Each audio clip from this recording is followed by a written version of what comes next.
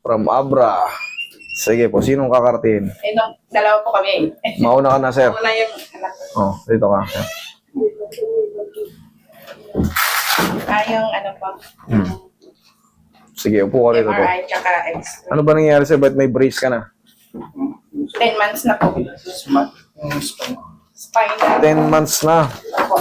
Marami ng doktor, marami ng therapy, marami na lang gamutan, marami na load, marami ng pera na Ang nangyari kasi, ayan o, diffuse disc bulge L4, L5 with moderate central canal and bilateral lateral recess compression as detailed above. Ang nangyari sa kanya, yung L4, L5 mo, para mabilis, shortcut na, pirat.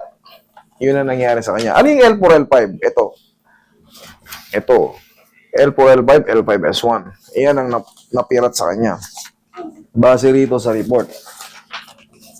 nung nakaraan itong mga baguhan ko yun, nakahiga lang ko yun. Hindi Hindi siya makatayo. tayo. Makatayo siya pero sabi po, nakapunta na rin ka.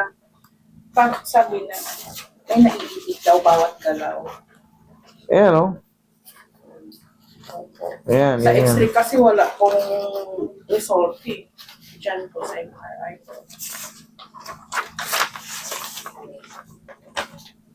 Pare-parehos lang. Natigil na nga lahat sa kanya. Hindi na nga siya naka-exam dahil dyan. Ano ba ang nang-examine niya? Engineering po. Wala, hindi siya makaupo eh. Kahit nga upo. Nung Oo una nga, to, sabi hindi niya, makaupo. mama, review na sana na naman ngayon June sana. Pinamove ko nung nakakano. Grabe, durug na durug kasi. Diffuse talaga, sir eh. Ano, diffuse na diffuse. Oh. Kaya pala. Bakit umabot sa ganito? Ano bang activity mo? Ang nakaraan, sir, na ilang ano din sa motor. Pero Disgrasya ka sa motor. matumba-tumba. Ate, yung ikot kong dipos. Tapos Hindi, kailangan mo- ganyan siya ng barber. Yung mga barber na yung, Barbell. anong tawag niya, Neil? Nag-gym. Hindi siya nag-gym sarili niya. Yung binibili niya sa Shopee na mabigat na bilog-bilog na ilang kilos.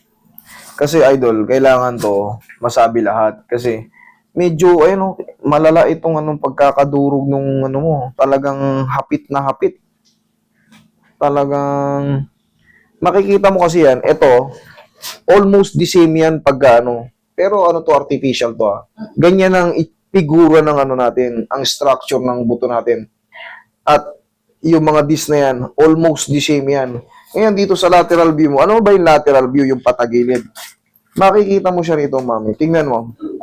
Oh, Nakikita mo yung mga puti, mga disc yan. Tingnan mo yung L4, L5 niya, wala. oo. Tapos nag-extend. Nag-extend out. O, para makita nyo rin dito, yung MRI niya. Medyo malabo eh. Ayan. Ito yung L4, L5. Oh. Kita nyo naman, ang laki ng ano. Tignan mo yung mga puti. Yan yung mga dis yan. Itong L4, L5 niya, kita mo, wala kang makitang ano. Grabe. Pero, susubukan natin yung ano. Saan yung pinakamasakit sa'yo? Kanan, kaliwa?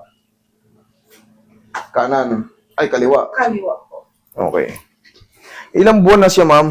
10, nag-start July 21 eh, doon nag-umpisa eh, nung nag-umpisa siya mag-slide. July 21. Alam nyo, nasisira ito sa mga malalakas na impact. Sa mga malalakas na impact, Pero- sa mga pagbubuhat na mabibigat. Doon nakukuha yan. Ngayon, Doon na nag-umpisa, no? Doon na siya Opo, yung disc na pumutok kasi, yung disc na pumutok, hindi na po yan dati ganito. Pag napirat siya, hindi na po siya umaangat ulit. Yun yung ano ng mga disc.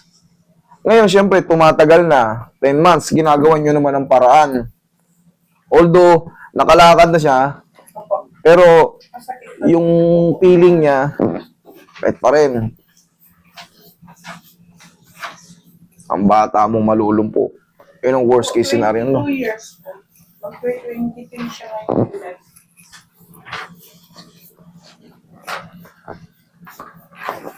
Ang gagawin natin dito, Kaya sobrang sakit niyan kasi nakakalso pa yung mga facet. Pero yung disc niya talagang no doubt na. Talagang pirat na siya. Ano po yun? Ang mangyayari niyan, may pag-asa pa, mawawala yung sakit, pero mag-iingat siya sa pagbubuhat niya. Bawal siya. Palagi na lang yan may kirot, sir. Honestly.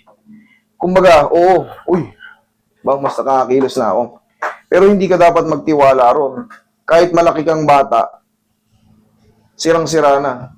Ipapatake pa to ng mga vitamin sa mga maaring collagen, yung mga pero yung mga files niyo before, di ba nagpa-check up na kayo, katulad niya, meron. Po, maraming gamot. Meron siyang mga gamot na makakatulong after ng adjustment natin. Ay, babalik namin sa doktor. Hindi, yung may mga reseta na sa inyo, di ba? Oo, pero... Itutuloy nyo lang yun. Yun lang. Oo. Okay? Tayo ka. Nakaganon kasi, oh. Yung pagkapirat niya, nakaganon. Itutulak kong pag ganon. Kung makukuha ng isa, babalik ka po. Sana. Sana. Relax ka lang, huwag mo lalaban. Laglag mo na yung katawan mo sa akin, ha? Okay, higa kang patagilid. Ito ang maibabaw. Higa kang patagilid. Yan. Pero yung pakiramdam niya ito, ma'am, hindi na siya mawawala na parang kirot-kirot ng paunti-unti. Bakit? Yung sugat ng disc, yun ang iinda-indahin niya. Lalo pag malamig po. Opo, kikirot. Pero kaya ng paw yun, yung mga pagmalamig lang ang panahon. Kaya ng paw yun. Relax lang. Okay, tihaya ka.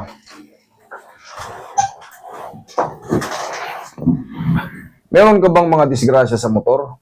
May mga tumba-tumba ka ba? Hindi kasi, hindi basta-basta yan pumuputok ng matigas yan. Yan ang natin, yung fiber na yan. Matigas yan. Hindi yan basta-basta pumuputok ng walang malakas na impact.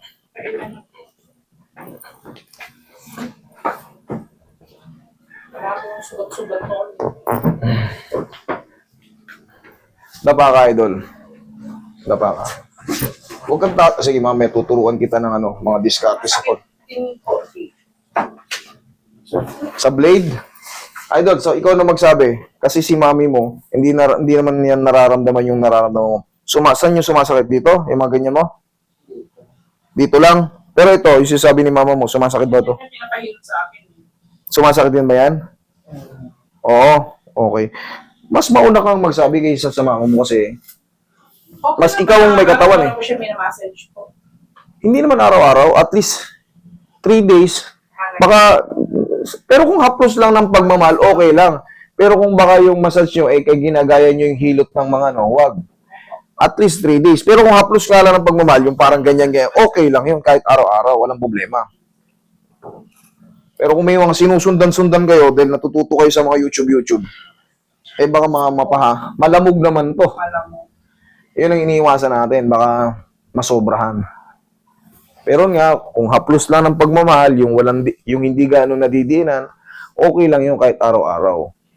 Para kumalma yung muscle niya.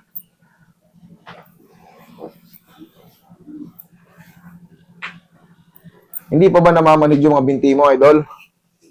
Okay, very good. Sige, diyan ka lang ha. Uy, huwag mo masyadong diinan ha.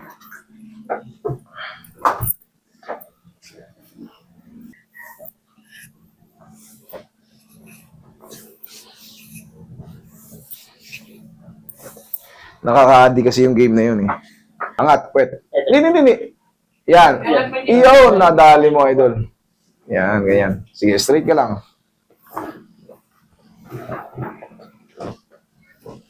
Relax lang. Inhale. Exhale. Thank you. Diyan ka lang muna. Yan, huwag ka muna tatayo. Hayaan mo lang muna sumingaw. Sige, straight ka lang. Yan. Ngayon, nararamdaman mo, may kumikirot pa ba? Or may namamanhid? Pag nakaganyan ka, anong pakaramdam mo, idol? Sa area ng pwet. Sa area ng puwet, anong pakaramdam mo?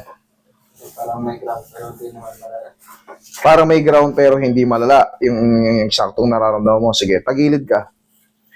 Kung konti lang, pag bagong adjust yan, or pag bagong therapy kayo, pangkaraniwan yun, normal lang yun. Pero pagka, ang nararamdaman mo, pag humiga ka ng flat, or bumibiling ka sa higaan, ayan o, alam mo naman yung mararamdaman mo eh.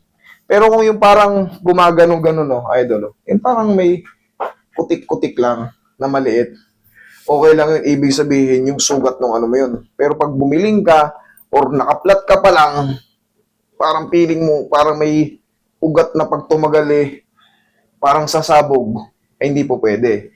Kailangan, ganun lang palagi, yung parang kutik-kutik lang. Kasi yung sugat ng disc mo nagre-react. Yun lang yun. Relax. Perfect. Tingin ano. Para. Tapos ito, abot mo naman tong puwet mo, idol Haplos-haplosin mo lang ito ng pau, ha? Kahit hindi na siya na yung mag-ano yung hot. Anong hot? Press. Ito na yung ano, ito na, mainit na to Pau na, isahan na lang. Tihaya ka ulit. Yan. Ano? Pakiramdam. Mas lalong sumakit, mas guminhawa, nag-maintain, ano pong pakiramdam nyo? Ano po? Maintain. Okay, sige. Usga, usga, usga konti. Yan. Thank you.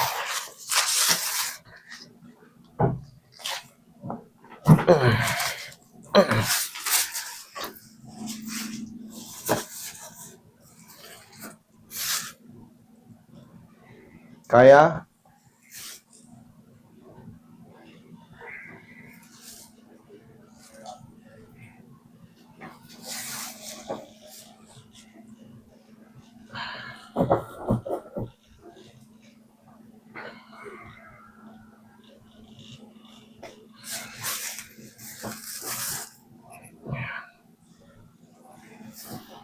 Sugat na sugat yung disc mo, idol. Napakabata mo pa.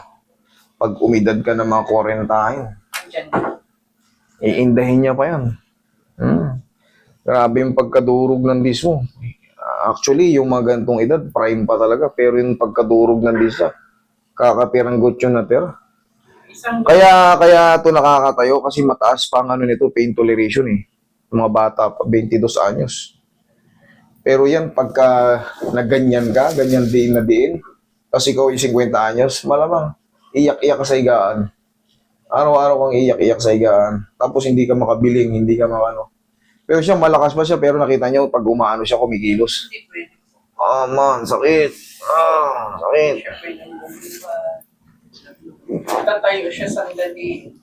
Ganun talaga. Grabe yung ano niya Magbiyahe kami sa bus, grabe na yun. Wala, hindi makatagal to. Pero yan, pag na-align na yan, kahit pa paano. Ngayon po nagkantay. Hinihingi. Ngayon, subukan mo po. Pag tumayo ka, tagilid ka muna. Sige, subukan natin kung tatagal ka sa pag-upo. Yan, baba mo yung paa mo, tukod bisig mo. Yan, sige. Umupo ka, kunyari, nasa bus ka ng ganyan. Obserba mo yung katawan mo.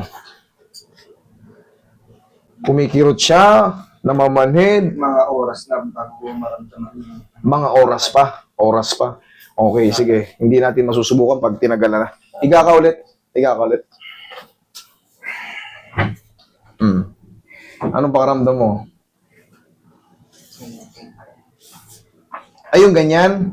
Yung ganito, syempre, yung mga muscle mo rito sa yung pinapatamaan dito, parang stiff pa siya. That is normal. Parang stiff pa siya pag tinigasan mo, magra-radiate yung kirot, yung parang, yung muscle mo, parang maigsi. Yun ang pakiramdam ng sciatica, severe sciatica. Pero yung kailangan, nakakalatag ka na. Kailangan wala kang maramdaman. Kumbaga, maramdaman mo man, yung parang sugat nga, that is normal. Pero pagka namamanhid-manhid ka at kumikirot, tapos habang nakatagal ka sa higaan, parang kailangan mong lumipat para makasingaw. Pero kung hindi naman ganun ang pakiramdam mo, yung makirot-kirot lang ng konti, that is normal. Tapos, ayan, makakatulong yung brace. Tapos yung, sa tulong ko, sa tulong ni Doc, yung mga binigay sa inyong gamot, i-maintain nyo pa yan. Kasi to, patitigasin pa natin yung paano pa yun. Baka mag-regenerate pa ng konti. Magiging tightening disc kasi yan kasi medyo bata-bata pa siya. Kahit pa paano, baka mag-regenerate ng konti yung ganito. Yun nga sabi din ng doktor, baka babalik lang din daw. Oo, kahit konti. Pero hindi na po yan, yung ganito dati, na pirat, hindi na po yan gumaganon, honestly. Yun po talaga. Okay, nakakatagal ka naman. Okay, sige, upo ka. Balik natin yung brace. Balik natin yung brace. Sige, ikaw magkabit. Ang kabit niyan, kalahati sa puwet. Yan ang tamang pagkabit. Sige, tama yan. Very good. Yan. Huwag niyo, kaya niya na yan. Nakaupo lang naman siya. Huwag lang siya magbubuhat na mabigat. Sige nga, upo ka, idol. Kasi November na naman ang exam nila. Kaya niya na mag-exam nun. Ang baka sa mga, yung mga mahabang lakarin, ang yung ano. Kasi sobrang pirat po ng ano, ganito nyo. So, talaga makikita naman. Lakad ka nga, idol. Ano sa palagay mo? Makakatagal ka? Okay? Okay, sige. Okay? O yan, parang normal naman eh. Pero yan, honestly speaking, Nangangalay lang siya pag mga ano na, ilang oras. meron po talaga yan, honestly. May mararamdaman po yan parang kutik-kutik na pain. Bakit? Yung sugat sa dis. Yun po ang totoo. Ngayon, sa tulong ng mga gamot na binigay sa inyo ni doktor, sa tulong ko, yung mga na-a-adjust dyan, hindi sasabit yun yung tawag ng facet joint. Yun po ang tulong namin mga ano. Pero yung mga dis niya talaga, sira na po.